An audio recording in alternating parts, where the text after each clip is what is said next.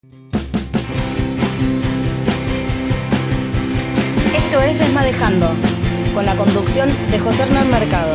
En el equipo, Carlos Barbagallo, Ricardo Bizarra, Matías Dimitrov, Alejandra Sofía y Marcelo Valente. En la producción, Mora Bizarra. Este espacio pertenece al Centro Cultural Desmadejando.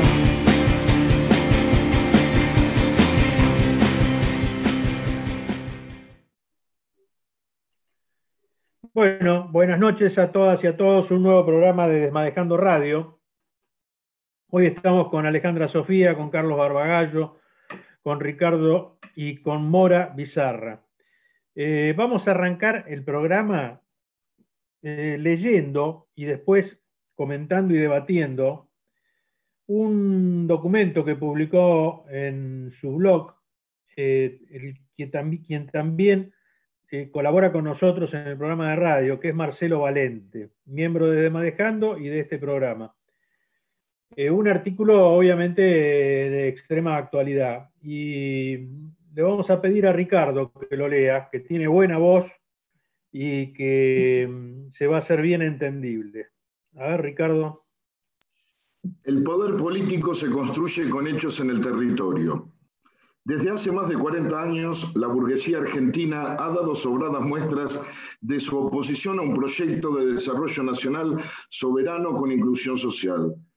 El alza del dólar paralelo durante las 2 últimas semanas, impulsado por la élite empresaria y financiera, embosada en lo que se denomina mercado, para forzar al gobierno a devaluar y condicionar su futuro dentro de los márgenes de la ortodoxia neoliberal, ratifica una vez más el carácter antinacional de los dueños del poder económico en la Argentina. También deja en evidencia que la propuesta del presidente Alberto Fernández de reconstruir la economía a partir de un capitalismo con otras bases es una apuesta voluntarista y sin futuro. Unidad nacional, consejos sociales, cerrar la grieta, son tópicos de una narrativa vacía. Cabe recordar, por si alguien todavía tiene dudas, que desde el 10 de diciembre, cuando asumió el gobierno del Frente de Todos, hasta el reciente cónclave de IDEA, los pronunciamientos de las centrales empresarias reiteran que el gran capital no reconoce el fracaso de las recetas neoliberales y ve la pandemia como una oportunidad para debilitar el gobierno y reforzar la normalidad conservadora. Ciertamente, si el gobierno privilegia el diálogo sobre la economía y la política con los sectores concentrados de la economía, que parecen tener quien defiende sus intereses al interior del frente, el futuro será muy distinto de la esperanza que generó el triunfo del peronismo el año pasado. No se trata de suposiciones. Como recuerda un dirigente gremial, mientras los factores de poder político y económico avanzan, el gobierno abandona debates que hace 2 meses estaban sobre el tapete, como era el caso de Vicentín o de la renta básica universal. La justificación es que la cuestión fiscal no da para esta última medida. Sin embargo, bajan las retenciones a los exportadores, lo que representa una sangría y perjuicio sobre los recursos económicos con los que podría disponer el Estado para las necesidades del pueblo. La alternativa democrática al intento de golpe blando de nuestra oligarquía diversificada es articular un bloque de poder con los sectores representativos de los trabajadores, de las cooperativas y las organizaciones libres del pueblo, la base social del gobierno, para que a partir de un núcleo básico de coincidencias canalice y regule la agenda del gobierno nacional. Tal construcción estratégica requiere de la movilización, participación y el aporte de la militancia del frente para fortalecer precisamente la gestión gubernamental, es decir, generar relaciones de fuerzas que permitan la aplicación de políticas de reparación y transformación, amplíen derechos y profundicen la democratización de la sociedad. El tema es con quién construir poder para contar con una fuerza dispuesta a sostener la disputa por el sentido de lo público y de lo social. En otras palabras, consolidar un escenario que haga posible la aplicación de políticas soberanas. Despreocuparse o postergar la tarea de la construcción del poder popular puede ser un error estratégico que terminemos pagando muy caros. Todos queremos que a este gobierno, nuestro gobierno, le vaya bien. Pero, como me dijo un compañero, si sos peronista, el poder político se construye en el territorio con hechos. Hay que dar los pasos para esa construcción, señales claras de que estamos dispuestos a dar la pelea. y en estos días en que seguramente habrá muchos homenajes a Néstor Kirchner, quiero recordar que el rasgo que lo hizo distinto del resto de los políticos fue su decidida voluntad para terminar con el posibilismo, con la renuncia de la política a intentar cambiar la realidad para no irritar o desagradar a los factores de poder. Llevar a la práctica estas convicciones es el mejor homenaje que le podemos hacer. Mi nombre es Gabriela Guanón, docente de la Universidad Pública, orgullosamente docente de la Universidad Pública, acá en la ciudad de La Plata, en la Facultad de Periodismo. Trabajo en Radio Universidad, soy conductora y productora del programa Cubo Mágico y soy madre, mujer, militante feminista y peronista. Actualmente estoy militando en la Corriente Popular Vallese y creo firmemente que la política es el territorio de transformación y de lucha por un país más justo, libre y soberano. Y viva Perón. Realmente muy interesante lo que comentó, lo que leyó Ricardo del periodista y compañero Marcelo Valente. Yo creo que es la gran disyuntiva que siempre tenemos en la Argentina, ¿no? Esta cuestión de que hay una gran parte del país que representa a los sectores populares, a las organizaciones sociales, a los trabajadores, a las cooperativas, a lo que nosotros denominamos pueblo, ¿no es cierto? Y hay otro sector también que pugna por tener el poder y que realmente ha ejercido el poder en la Argentina durante 2 siglos prácticamente. Entonces, esta lucha, esta pelea que estamos viviendo no es más ni es menos de la que hemos vivido siempre en la República Argentina, ¿no? Marcelo Valente presenta que debemos hacer un desarrollo social con inclusión y obviamente se choca con estos otros valores que tiene el otro poder, el poder financiero, el poder económico, el poder de las grandes transnacionales, vinculadas al agro, a la agroexportación, a la riqueza financiera que no tiene sustento en lo que es la producción nacional y el avance de sectores que necesitan afianzarse y que necesitan tener otra economía para poder desarrollarse, no es más ni es menos, digo, que lo que hemos vivido siempre, ¿no? Esta propuesta de Marcelo, apoyándose el peronismo en la construcción de un nuevo escenario a través de los movimientos sociales, de los trabajadores, de los gremios, de las cooperativas, es realmente la esencia del peronismo. Evidentemente tenemos que volver a tener una mirada bien peronista como para poder salir de esta situación y poder tener las riendas nuevamente de la realidad. El peronismo siempre fue territorio. El poder económico concentrado nunca fue territorio. El poder que nosotros podemos desarrollar tiene que basarse esencialmente en estas bases que tenemos. Por eso a mí me parece interesante que salir en lucha en contra de los medios hegemónicos cuando dicen el peronismo perdió la calle, cuando muestran una mirada de las quejas que se hacen en la calle de estos sectores a través de caravanas de autos que alrededor del obelisco y demás, que no tienen ningún tipo de injerencia a nivel nacional ni nada, lo ponen como que el pueblo se está manifestando y realmente ahí perdemos la iniciativa. Me parece que retomar la iniciativa es volver a mostrar que el peronismo está trabajando en el territorio, que el territorio es un lugar de lucha, es un lugar donde el peronismo tiene su asiento y que de hecho lo hace. Los trabajos que se están realizando en el territorio son muchísimos. Entonces, la política comunicacional tiene que expresar estas cuestiones.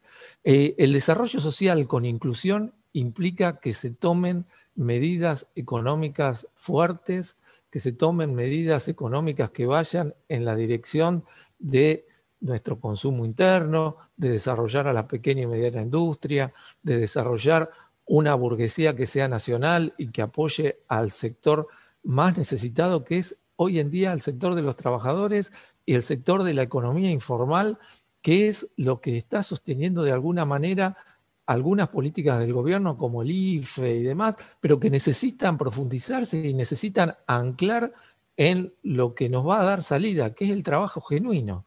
Entonces, por un lado, el gobierno tiene que empezar a reaccionar con su política comunicacional. También tiene que empezar a trabajar muchísimo en medidas concretas para poder salvar esta crisis y salir de este movimiento de pandemia que tenemos, que nos afecta y que ha dejado un tendal realmente. Pero por otro lado también tiene que realizar una política agresiva en contra de estos sectores porque están ganando la iniciativa, están teniendo ellos la iniciativa en estas movidas, generando un clima que realmente a todos nos deja perplejos, ¿no? Como queriendo instalar que estamos viviendo un apocalipsis, que esto se termina ya, que tienen que renunciar todos, que se tienen que ir, obviamente para ganar en esto muchísimo. Con las movidas del dólar, ¿quiénes ganan? Y ganan los sectores financieros, obviamente, el que más tiene, el trabajador, el que está en un movimiento social, el cooperativista, no accede al dólar, no accede a estas cuestiones, sufre las consecuencias de esto. Entonces, me parece importantísimo que se vuelvan a tener miradas peronistas, que se vuelvan a tener miradas donde podamos anclar nuestro trabajo en el territorio con hechos concretos. Me pareció muy interesante el trabajo de Marcelo Valente de construir un nuevo escenario y a llevar a esto al trabajo concreto desde la política, ¿no? Esto se sale con política. Y a lo que decís, Carlos, también no nos olvidamos, pero ya tenemos muchos meses de pandemia y uno normaliza lo que en realidad sigue siendo para destacar, que son todas aquellas medidas sociales, económicas, políticas que ha tomado este gobierno para que a cada argentina y argentino en esta situación tan compleja que afecta al mundo, tengamos cuestiones que no son menores. Por ejemplo, uno, cuando digamos la ola es tan intensa y uno, como bien estabas describiendo este comentario que haces, Carlos, y todos, uno dice, bueno, nosotros tuvimos, por ejemplo, y el gobierno trabajando en territorio se hizo presente, por ejemplo, con a pocas semanas de la declaración de la primera estado de cuarentena en el marco de pandemia, con 135.000 notebooks y tablets, para el conurbano y para 10 provincias del norte argentino, y seguir reforzando, por ejemplo, el tema de conectividad. Eso es una acción concreta que va para no dejar aislados a miles de estudiantes, niños y adolescentes. Eso queda como muy rápidamente olvidado y eso fue desmantelado a partir del año 2016 por el macrismo. Entonces, hay problemas de conectividad y hay lugares que todavía hay que mejorar, pero digamos, algo que ya estaba instalado, que era que cada estudiante tenía su notebook, eso hubo que reconstruirlo y en pandemia. Tomo este ejemplo como tantas otras medidas de auxilio que muchos malinterpretan o dañinamente dicen asistencialismo. Es un buen asistencialismo si lo quieren llamar así, pero en realidad es una medida política concreta de un gobierno que no es indiferente para que en todo caso, en el medio de esta tragedia de la pandemia, estemos lo más igualados posibles.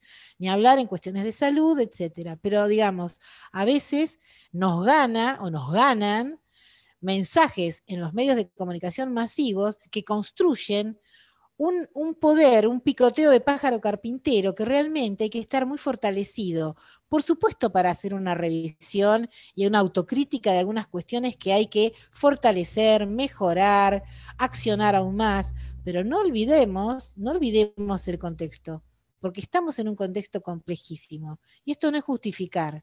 Hay cosas que hay que hacer, pero no olvidemos ni que seamos desmemoriados en todo lo que se está haciendo. Coincido con el artículo publicado por el compañero Valente y con el análisis de los comentarios que ha hecho Alejandra y Carlos. Yo creo que de todas maneras no está mal que exijamos como militantes del movimiento nacional y que desde el humilde puesto de cada uno luchó para que este gobierno llegue a serlo.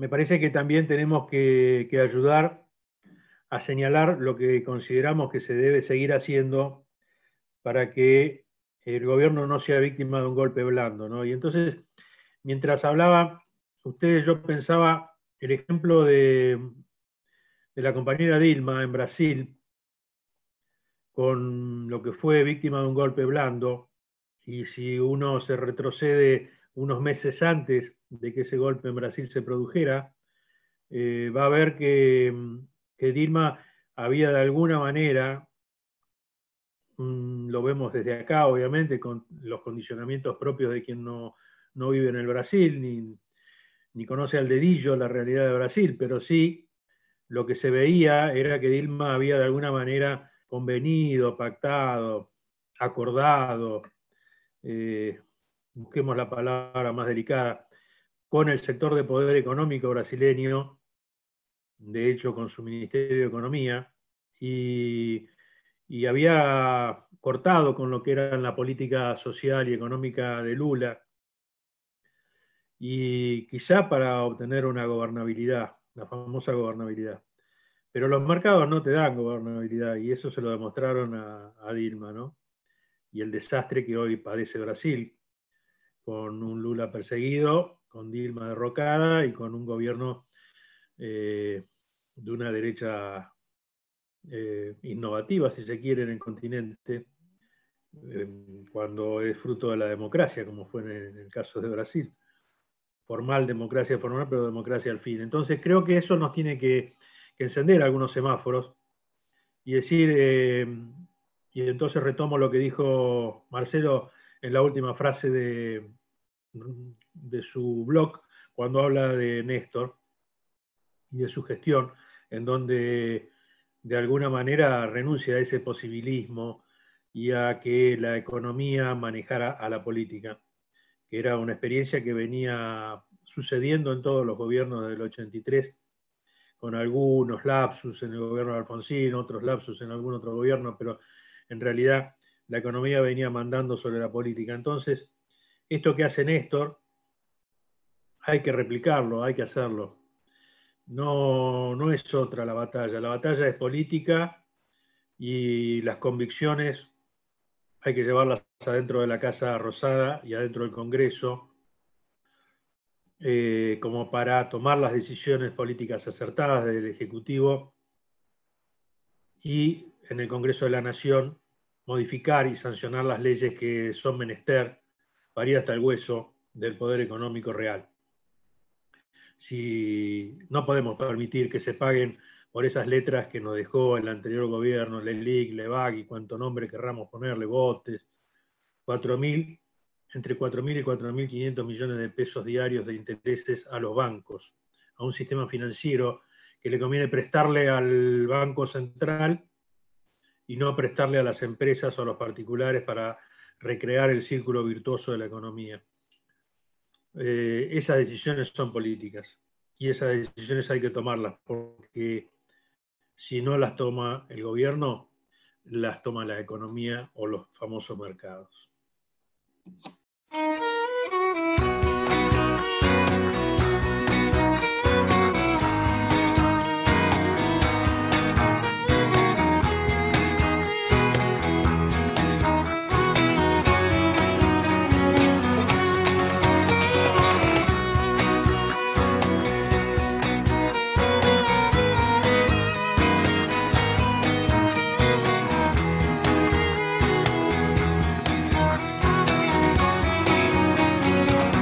Si a tu corazón yo llego igual, todo siempre se podrá elegir. No me escribas la pared, solo quiero estar entre tu piel. Y si acaso no brillara el sol y quedara yo atrapado aquí, no vería la razón de seguir viviendo sin tu amor. Oh, y hoy que enloquecido vuelvo buscando tu querer. No queda más que viento, oh, no queda más que viento. acaso no brillara el sol y quedara yo atrapado aquí, no vería la razón en seguir viviendo sin tu amor.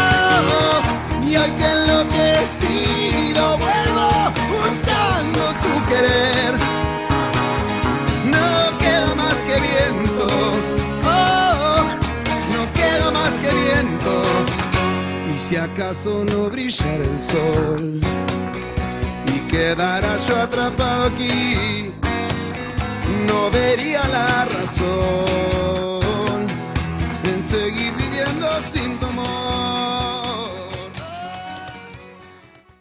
Volvemos de Desmadejando Radio en esta charla tan interesante, analizando los dichos de nuestro compañero Marcelo Valente. Pero queríamos preguntarle a Pepe Mercado, de la charla por Zoom que tuvo este sábado pasado con una persona que es muy influyente dentro del peronismo, que para muchos es referente, que es Alberto Rodríguez Sá.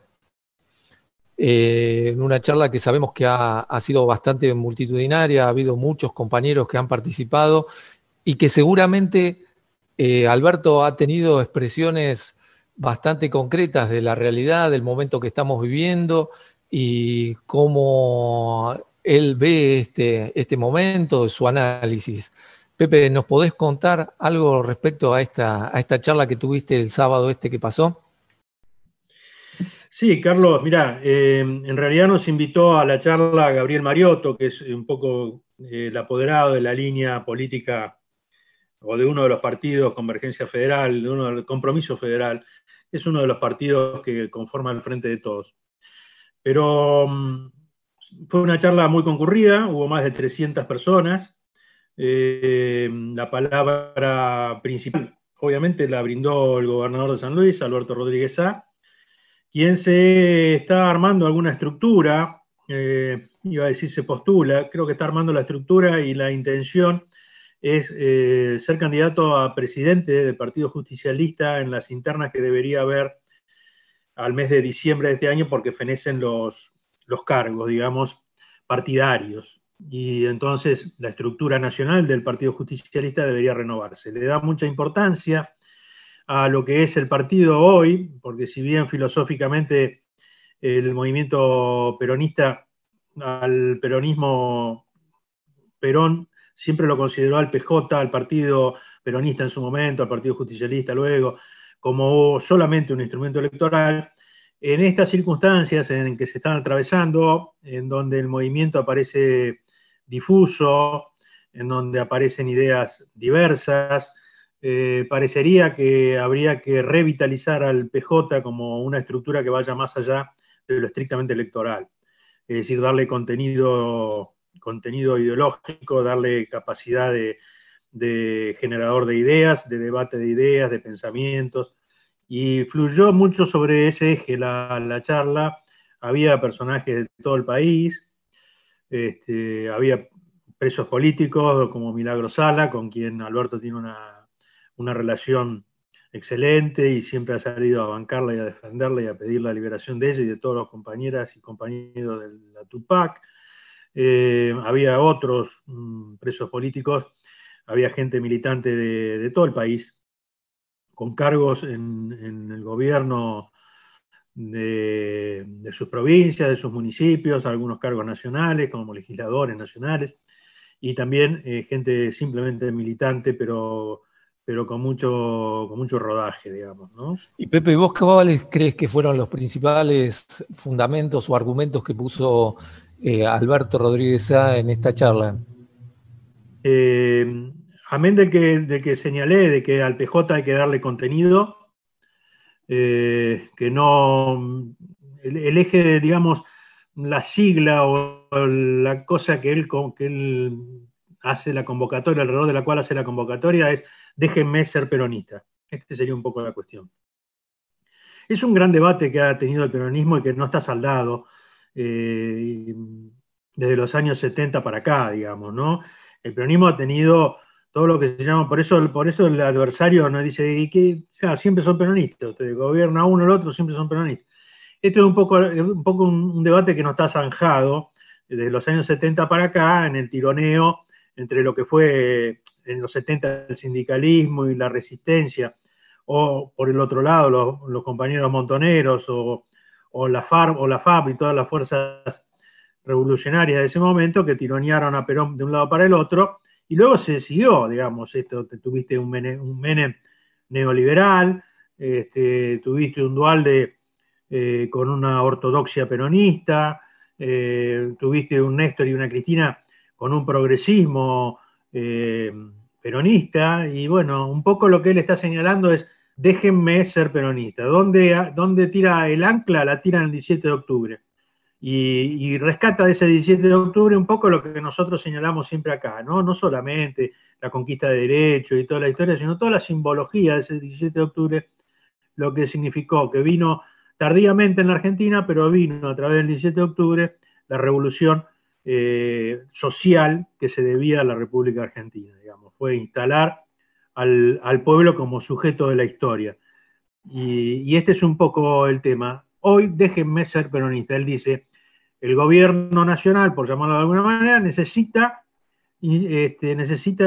tomar un rumbo de un peronismo de las ideas básicas del peronismo, ¿no? Ir sobre el comercio exterior, ir sobre la banca, ir sobre el Banco Central, modificar esas leyes fundamentales que todavía heredamos de la dictadura, hacer política e ir produciendo hechos que sean los que convoquen a su vez a la militancia, digamos. Esta sería un poco la historia.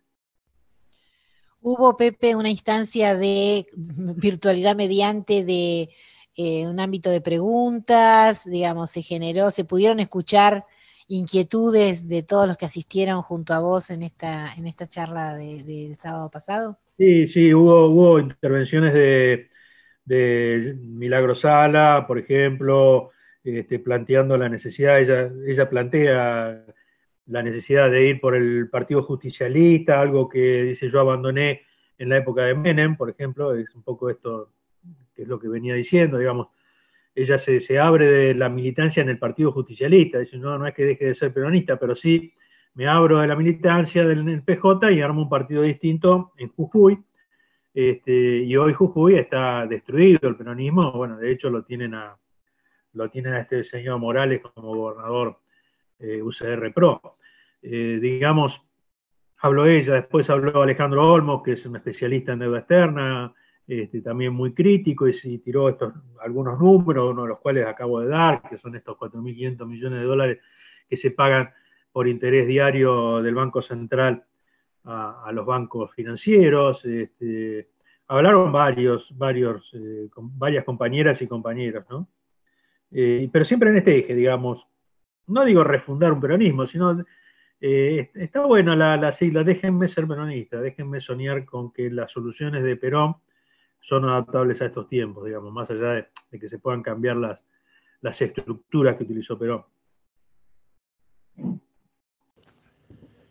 Hola, amigues de Estación Sur, hola, Morita, linda.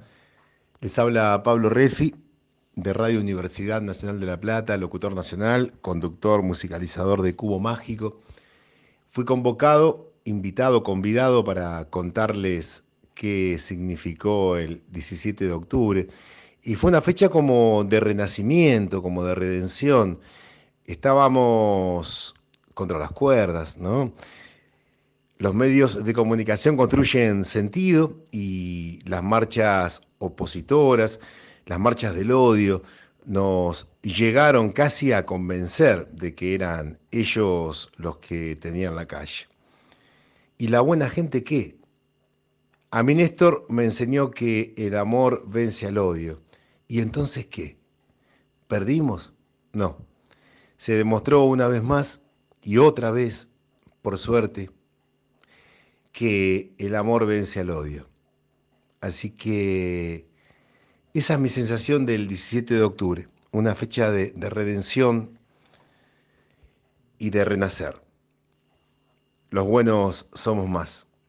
Por allí pasa la sensación. Banderas rojas, banderas negras, ondeando luz del sol o no, pero siempre ondeando. Gracias, les quiero mucho.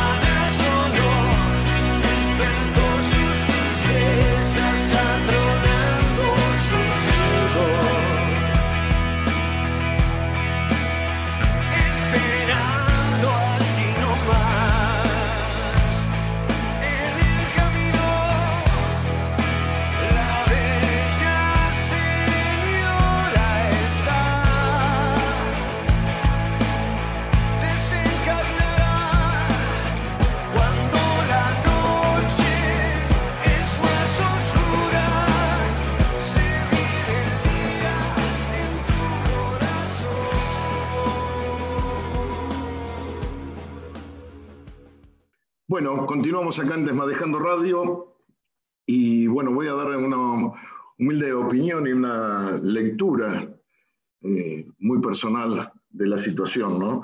Creo que estamos condicionados, el tema de la pandemia no es menor, es mundial y podemos, como dijo el presidente, llevarle las críticas. Creo que lo que dice Pepe, lo que señaló de Alberto Rodríguez y los comentarios anteriores de Alejandra y Carlos, yo lo que creo es que, aparte de la certeza esa, ¿no? Y lo que plantea Marcelo Valente en el artículo de su blog, la esperanza que tengo y la confianza que tengo es que Alberto fue amigo de Néstor Kirchner, más allá que después se haya distanciado de la política del kirchnerismo, pero fue amigo. Y está Cristina como vicepresidenta. Ella fue la que logró que el peronismo volviera al poder con esa lectura política que hizo y que nombró a Alberto como el candidato a presidente. Está Máximo Kirchner también. Y creo que ellos son garantía de que en algún momento yo la visión que tengo muy personal es que esto de la pandemia ha condicionado todo, ha sido inesperado. Creo que hay fallas comunicacionales en el gobierno, creo que se tendrían que tomar estas decisiones que señala Marcelo en su artículo. En el territorio, ahí tiene que estar el peronismo, tiene que estar, pero en este momento el territorio está pandemizado. O sea, nos estamos cuidando. La demostración más cabal de esto fue el 17, que se cumplieron todos los requisitos, no bajar de autos, hizo una movilización enorme. Creo que eso es lo que me inspira una confianza que en algún momento se tengan que tomar las decisiones que considero que se deberían estar tomando. Quizás este no sea el momento, no lo sé, yo no estoy en la piel de Alberto, del presidente, pero creo que confío en la actitud de que esté Cristina como vicepresidenta, en los referentes del kirchnerismo y todo el gabinete que se ha armado, me guste o no, nombres personales, etcétera, pero creo que tienen que tomarse estas medidas necesarias y estar nuevamente del lado del pueblo con hechos concretos y en territorio. Pero me parece que quizás la justificación es que no sea en este momento de la pandemia. Que sí el diálogo, pero creo que el diálogo se termina cuando se termina la pandemia, porque pues, se pueden mostrar juntos Alberto Fernández con Rodríguez Larreta, pero cuando termine esto, las críticas van a venir y Larreta va a hacer su propia carrera política presidenciable. Entonces, el peronismo va a tener que volver otra vez a sus raíces, y nosotros tenemos que estar ahí demandándole que cumpla el contrato que tuvo con nosotros que lo votamos. Esa es mi humilde opinión.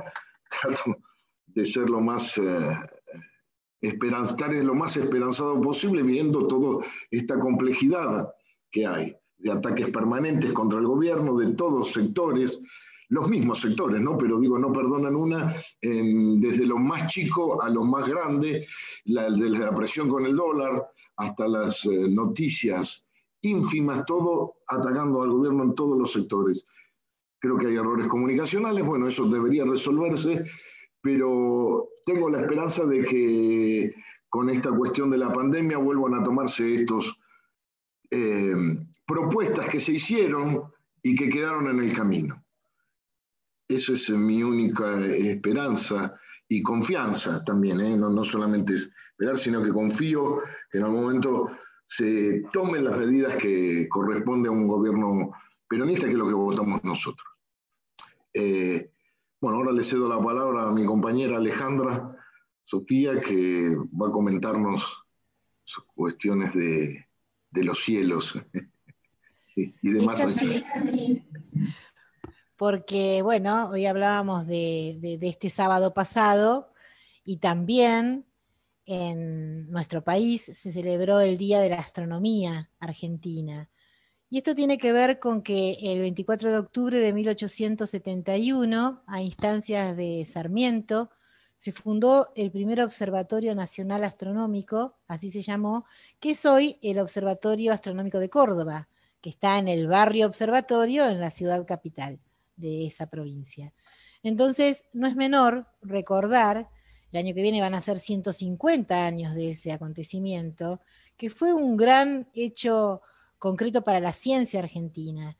Y ustedes podrán decir, bueno, no es menor hablar de astronomía, pero también a poco andar, el Servicio Meteorológico Nacional tuvo su nacimiento en ese observatorio. Mediante telégrafos se iba comunicando a un país ganadero y agrícola todo lo que tenía que ver con referencias meteorológicas tan necesarias. Entonces, eso como para marcar un hito. Y la vida del Observatorio Astronómico de Córdoba, estamos hablando de 1871, en 1883, los platenses, tenemos nuestro actual Observatorio Astronómico, que fue fundado, todos los edificios que ustedes ven en el Paseo del Bosque, en 10 años se hicieron en esa ciudad pensada por Dardo Rocha. Un observatorio astronómico muy ligado a Córdoba, cada uno con sus tiempos, cada uno con sus especialidades, pero vale señalar que esa ciencia argentina instaurada en ese momento ha dado grandes frutos. Hoy, como dato color, por ejemplo, somos el país en el mundo con más astrónomas mujeres en promedio respecto a otros profesionales de la astronomía en el mundo. Y también tenemos proyectos importantísimos de colaboración. La astronomía es muy cooperativa. De hecho, hay muchísimos, bueno, pasa en esta era, ¿no? Pero muchísimos proyectos astronómicos llevados a cabo por grupos que no se conocen personalmente y no tiene nada que ver la pandemia, sino que trabajan, digamos, con datos compartidos. No se puede hacer ciencia en general sin comunicar, eso es una obviedad, pero la astronomía necesita y requiere de observaciones, por ejemplo, tanto en el hemisferio norte como en el hemisferio sur. Nuestro país tiene desarrollos de la carrera de astronomía se estudia en La Plata, en Córdoba y en San Juan, en sus 3 universidades nacionales. Nuestro observatorio más importante para observar, digamos, desde el óptico y desde otras franjas, el espectro electromagnético está en San Juan. Y está en la montaña no porque estemos más cerca del cielo, sino porque la diafanidad del cielo es mejor para poder hacer mejores observaciones. A la par en Chile, a la misma altura, están los mejores observatorios del mundo que convenian el uso de comodato de tierra, están en comodato estas tierras para hacer observaciones astronómicas. Y quería referirme puntualmente a un dato histórico y político, porque la ciencia, como todo tema de nuestra vida, no es ajena a la política, al deseo, a lo que los ciudadanos y ciudadanas del mundo anhelamos, más allá de que es una ciencia que nos invita siempre a preguntarnos por nuestros orígenes, ¿no? Muchos astrónomos y astrónomas han tocado, han estudiado filosofía, por ejemplo, porque te lleva a las grandes preguntas. Pero en 1801, en Palermo, se descubrió se le llamaba planetitas o planetoides, que fue Ceres, que es un asteroide. Estos asteroides, por ejemplo, Ceres mide casi 1 kilómetro de diámetro. Entonces, digamos, son objetos rocosos que están entre Marte y Júpiter. ¿A qué viene este cuento? Que hace pocos días, hace una semana, un poco menos, una de las tantas misiones espaciales tomó muestras de un asteroide Bennu, donde ese material va a llegar recién en 2023 para ser analizado. Los asteroides tienen componentes muy ricos que nos pueden venir muy bien para distintos desarrollos científicos. Y hablando de asteroides, en la década del 50, el profesor Miguel Ichizgon, muchos de ustedes lo asociarán con Matilde Ichizgon, que era su hija desaparecida. De hecho, este profesor, un astrómetra muy reconocido, muy buen profesor y muy querido, fue dejado cesante justamente por la militancia de su hija, hoy desaparecida. Este profesor descubre con un telescopio astrográfico, esto es tomar placas fotográficas que se quedaban, digamos, reflejadas en vidrios. No era, digamos, la típica, el rollito de fotos, sino en placas de vidrio. El telescopio astrográfico se recuperó el año pasado y está arriba de lo que conocemos como el jardín maternal de la Universidad Nacional de La Plata, pegadito al OBSER. Una noche, en 1948, Carlos Rogati y otro ayudante de este profesor Ichizgon tenían una noche, cada noche un plan de observación, y ven algo más de lo que querían observar. Lo miden al otro día y bueno, se dan cuenta de que se trata de un asteroide. Cuando alguien, un grupo o una persona descubre un asteroide, le tiene que calcular la órbita, luego que la vuelve a confirmar, la Unión Astronómica Internacional le dice, ponele un nombre. Entonces, hubo unos años de muchos descubrimientos de estos planetitas, como se llamaban, y principalmente quiero contarles que este profesor, que descubrió unos cuantos, le pidió a las autoridades de entonces que le otorgaran el nombre de Evita, luego que descubrió otro se llamó Abanderada, Mártir, Descamisada, Fanática, y estos son los que en homenaje a Eva Duarte de Perón se aprobó. Cuando alguien manda un pedido, la Unión Astronómica Internacional acepta. De hecho, hoy tenemos en el cielo asteroides que llevan el nombre de Favaloro, de los Beatles, de distintas cuestiones que tienen que ver con la trascendencia mundial de una persona o de una institución. Así que, si quieren, les voy a leer parte de los argumentos por los cuales ese director de entonces del Observatorio Astronómico de La Plata decía que este descubrimiento sirva para rendir un homenaje a quien ya es un símbolo en todo el territorio de la patria, por la pureza de sus sentimientos de bien común, por su honda vocación altruista y por su noble caridad cristiana, símbolo que merece perpetuidad entre los valores argentinos, como fuente de inspiración para las obras elevadas y motivo de relevante emulación para quienes emprenden el camino del servicio social, disciplina de modestia y escuela de sacrificios. Ese es el argumento para que evita que un astro, que si es pequeño en lo físico, es extraordinariamente grande en su significado como ente cósmico, y que luzca para siempre en el cielo este nombre que sintetiza la comprensión del dolor ajeno hasta el que se llega natural y espontáneamente por la sola fuerza de la virtud en procura de alivio o de remedio. Y sigue un montón de consideraciones que también es bueno contar que hubo intenciones luego por parte de militares argentinos de que la Unión Astronómica le quitara ese nombre, pero no, así siguieron vigentes. Y hace muy poquito, recordarán cuando asumió el segundo mandato Cristina Fernández de Kirchner, ella menciona a Ana Teresa Diego, una estudiante desaparecida en el Bosque Platense el 30 de septiembre de 1976. Astrónomos de la Universidad de San Juan, que habían descubierto varios asteroides, decidieron asignarle el nombre Ana Diego, y su madre, Zaida Franz, dijo, aquí les leo exactamente esto cuando muy emocionada se enteró de este reconocimiento. Dijo, pienso en escribirte una carta con las siguientes coordenadas. Ana Teresa Diego, asteroide 11.441. Remitente, tu mamá. Y que empiece por fin, querida hija, que me puedo conectar con vos en algún lugar. Un sitio donde pueda mirar y pensar que estás allí. Acá confluyen algo tan simbólico como estar por siempre en el cielo y por siempre estudiada y descubierta por astrónomos.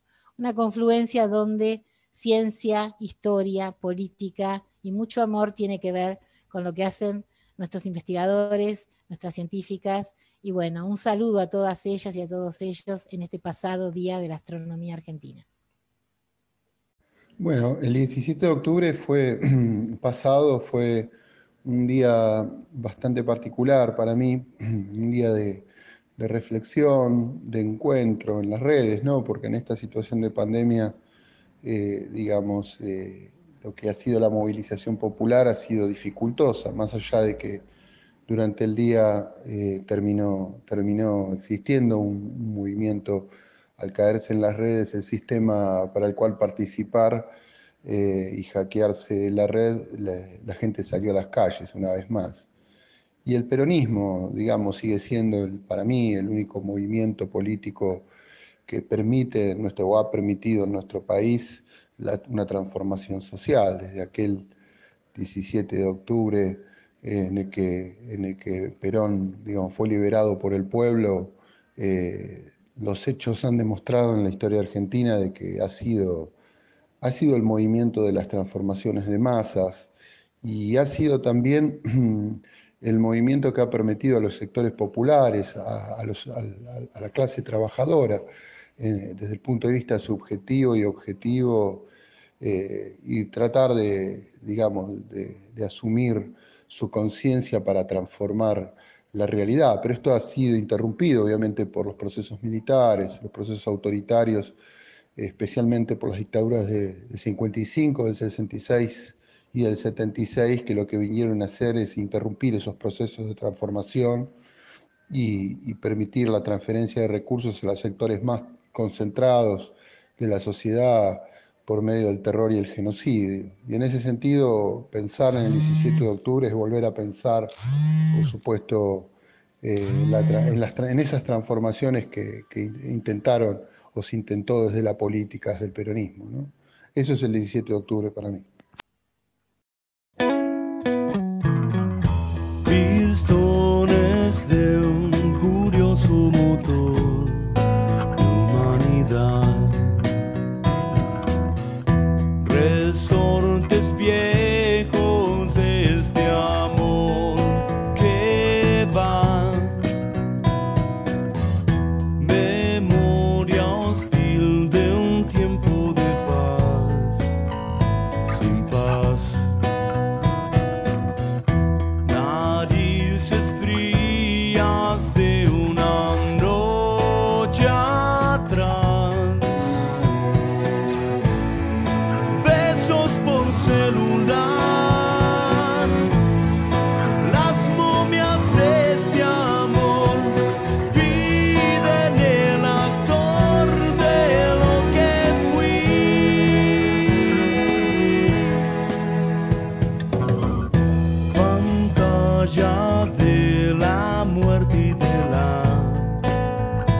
atención.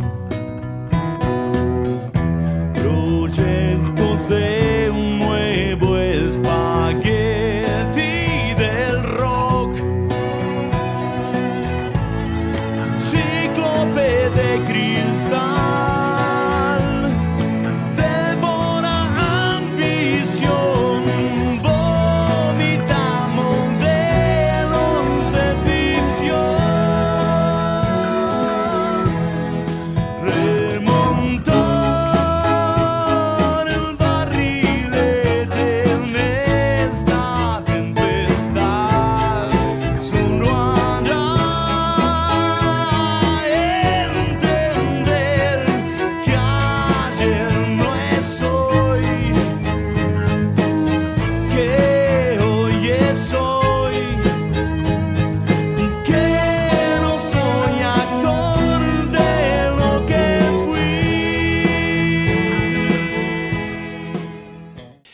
Bueno, y así llegamos al final de un nuevo programa de Desmadejando Radio. Tratamos hoy temas trascendentales, desde los hechos concretos y desde la simbología que de los mismos emana. Y sumamos a ello los comentarios de compañeras y compañeros que nos contaron su experiencia el pasado 17 de octubre. ¿Cómo vincular estos temas? Creo que colocando las cosas en su lugar, comenzando por afirmar que la fecha histórica argentina, de la misma magnitud que el 25 de mayo o el 9 de julio, fue el 17 de octubre de 1945. Su fuerza, pasados 75 años y varias generaciones de argentinos y argentinas, así lo demuestran. No obstante, si con ello no alcanzara, vale decir que fue la primera revolución social en la República Argentina, que instaló al pueblo sumergido como sujeto de la historia, haciéndolo partícipe, debemos decir entonces, de las decisiones fundamentales que se tomarían de allí en más en la República, aun cuando pretendieran encarcelarlo, prohibirlo, perseguirlo, matarlo o desaparecerlo. Ese pueblo no bajó sus banderas. Quizá vale decir que quienes sí claudicaron fue en parte su clase dirigente, debate que el peronismo y el movimiento nacional en general tienen pendiente. Debate que a veces viene siendo postergado por los hechos caóticos que le toca enfrentar al movimiento nacional y al peronismo en particular, fuera cuando está en el llano o cuando está en el ejercicio del poder, ¿no? Por eso creo que el hilo conductor que nos lleva a plantearnos la vinculación entre los temas tratados hoy es cómo, desde dónde y con qué herramientas de pensamiento nos paramos frente a los embates que el poder real, financiero, agroexportador monopólico, mediático y judicial nos plantean. Sabido es que no se puede estratégicamente dar todas las batallas juntas, que hay que mirar permanentemente al costado para ver quién acompaña en las decisiones que toma quien ejerce el poder político, que habrá que pensar que hoy gobierna también un frente ideológicamente multiforme y que así podríamos seguir poniéndole recaudos, reparos o precauciones a todos los movimientos que uno, como militante, le exige a su gobierno. Pero si nos paramos en otro sitio para ver la realidad, podemos decir que nada mejor que releer nuestro origen para saber que ese pasado es el que ilumina nuestro camino presente y futuro. Por eso creo que de estas encrucijadas que se nos plantean hoy, y en particular a nuestro gobierno, se sale con más peronismo. ¿Y qué es más peronismo hoy? Ni más, pero tampoco menos que el 17 de octubre de 1945. Ese es el faro que nos debe guiar. En aquel momento había un pueblo al margen de la sociedad civil y política, postergado en educación, formación, trabajo, superación, a través de un estancamiento social. Esa era la norma. Mientras que no existía entonces la movilidad social ascendente, porque no se lo tomaba en cuenta al pueblo ni por las tapas. Fue con Perón y con Evita que a partir de 1945 se institucionaliza la movilidad social ascendente a través de una bandera que nunca más resignó al movimiento nacional y que es la de la justicia social. Y que cuando volvimos en 1973, nuevamente ese pueblo se lo colocó en la división justa y equitativa entre el dueño del capital y el que aporta su trabajo, es decir, entre el industrial y el trabajador, para hacerlo gráfico. De manera tal que el PBI, es decir, el total de lo que produce el país, se repartía por mitades iguales. que se había llegado a tener un índice de desocupación del 2.7%, claramente eso implica pleno empleo, que también en 1974 el nivel de la deuda externa pública en relación al PBI estaba en un 10%, es decir, el país estaba endeudado en una suma equivalente al 10% de su producción anual, y que la dictadura lo fue incrementando hasta llegar al año 2004, ya en democracia, con un 100, y después de la crisis del 2001, con un 118.1 representaba la deuda externa sobre el PBI, es decir, un 20% más que el PBI de un año, y que comienza a bajar drásticamente con los gobiernos de Néstor y Cristina, hasta volver a aumentar, o casualidad en estos últimos 4 años, y a colocarse en el 90.2, casi un PBI entero, ese PBI que andaban buscando por la Patagonia, aquí lo tienen. Mientras buscaban en la Patagonia, el genio nos estaba endeudando. Fue también en el 4º año de la década del 70 cuando la Argentina consiguió el nivel de mayor igualdad de su historia. Un coeficiente de Gini de 0.35 de acuerdo con la CEPAL. ¿El coeficiente de Gini qué es? Es aquel que mide la condición de un país y lo ubica entre el 0 y el 1, siendo el 0 el nivel de mayor igualdad en la sociedad de ese país y el de mayor desigualdad el 1. Nosotros estábamos en 0.35, más que bien. Hoy tenemos un pueblo marginado y empobrecido. Esta es la contracara, que es hoy eso, un pueblo marginado y empobrecido, que representa el 50% de los que habitamos esta tierra, instalando la denominada pobreza estructural, o sea, vino para quedarse, no para ser fruto de una crisis puntual de la que se sale rápidamente. Por eso es tan necesario retomar los conceptos filosóficos básicos que nos legaron Perón y Eva y llevarlos a la práctica, imaginando nuevas herramientas de gobierno acorde a la época, para combatir con claridad y categóricamente contra los que nos quieren saquear, sean estos capitales financieros foráneos o alcahuetes locales bien pagos. No hay posibilidad ni margen de persuadir al capital. Recuerdo alguna marchita que hablaba que era combatir al capital, a ese capital desaforado, que no tiene patria ni bandera, que sabemos que no tienen vínculo siquiera con los estados-nación porque se ocultan en los países libres de impuestos, donde nadie los toca. A ese capital desaforado se lo combate sin cuartel. Si las instituciones que utilizó el peronismo en su primera etapa hoy pueden no ser útiles, o nos dicen no sean nostálgicos, busquen nuevas herramientas, no hay problema. El pueblo debe imaginar nuevas herramientas para reemplazar lo que entonces fue el Instituto Argentino para el Intercambio, la Junta Nacional de Granos o Carnes, pero el comercio exterior lo debe manejar el Estado Nacional, debe tener injerencia, busquemos la forma, pero no pueden ser 12 tipos que manejen el comercio que hace que se genere y que ingrese divisas al país y lo manejan entre 12. Esto no puede ser. Habrá que imaginar y crear nuevas herramientas. Lo que no podemos ceder es la decisión clara de dar la pelea para que en esta patria o matria habite un pueblo multicultural con felicidad, que se pueda realizar la vida de sus habitantes porque el país se realiza en una comunidad que contiene y busca la igualdad de los desiguales económica y socialmente hablando. No dejemos que nos quiten ni perdamos el orgullo de ser y sentirnos peronistas, como ese científico que orgullosa y agradecidamente en los años gloriosos del 45 al 55 denominó Evita a un asteroide visto y localizado desde el instrumental de entonces en el observatorio de la ciudad, iba a decir La Plata, no, entonces era la ciudad Eva Perón. Bueno, muchas gracias y hasta el próximo lunes.